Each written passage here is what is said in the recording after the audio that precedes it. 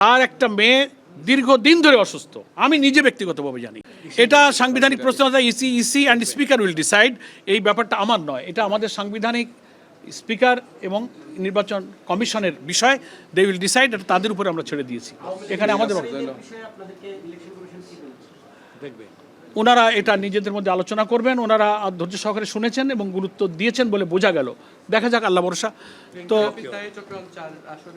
না, এই বিষয় নিয়ে ইলেকশন কমিশনের কোনো কথা হয়নি।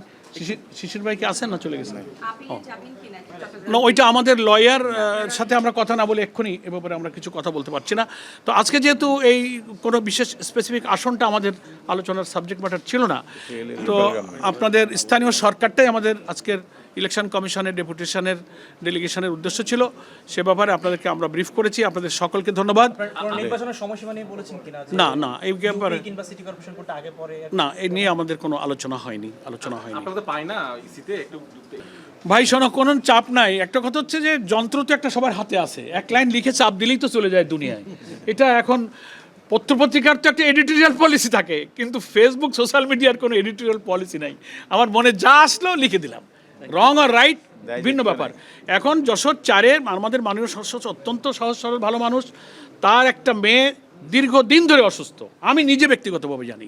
অন্তত 15-20 বছর ধরে আমি যশোর যাতায়াত করি, আমার বাড়ি খুলনায়। উনি এই মেয়েটার জন্য, উনি এবং ওনার ওয়াইফ একজন কলেজের টিচার, উনি নিজেও কলেজে অধ্যাপনা করেছেন। এই মেয়েটা অসুস্থ। ভারত, বাংলাদেশ বিভিন্ন ট্রিটমেন্ট, সাইকোলজি, সাইকিয়াট্রিক, ফিজিক্যাল নানান, তার প্যাঙ্ক্রিয়াস ড্যামেজ হয়ে গেছে, নানান রকম অসুস্থতা। আইসিইউতে থাকে। মেন্টালি সে অনেক সময় আপসেট হয়ে যায়, ব্যালেন্স থাকে না। তো তার বাড়ির পাশের কিছু আসা যাওয়ার পথে হয়তো কথাবার্তায় কিছু অনাকাঙ্ক্ষিত দু একটা ছোটোখাটো ঘটনা ঘটতে পারে, কিন্তু সেটাকে স্থানীয়ভাবে সরকারি দলের লোকেরা এবং বিরোধী দলের লোকেরা একেবারে সংগঠিত হয়ে একজন মাননীয় সংসদের বাড়িতে হামলা করা, ওই মেয়েটার গায়ে হাত তুলেছে, মাননীয় সংসদের স্ত্রীর গায়ে হাত তুলেছে। That is very unfortunate.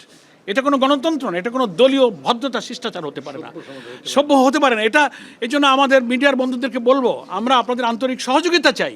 একটা জিনিসের রং আর রাইট, রিয়েল জিনিসটা তার বাস্তবতা দেখে শুনে আপনারা লিখবেন।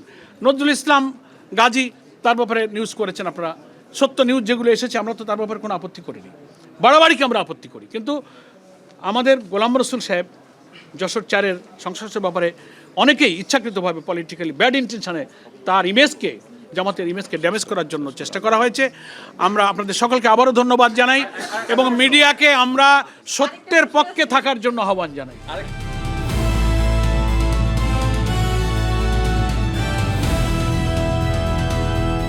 দিনাজপুর টিভি, মানুষের জীবনের কথা বলে।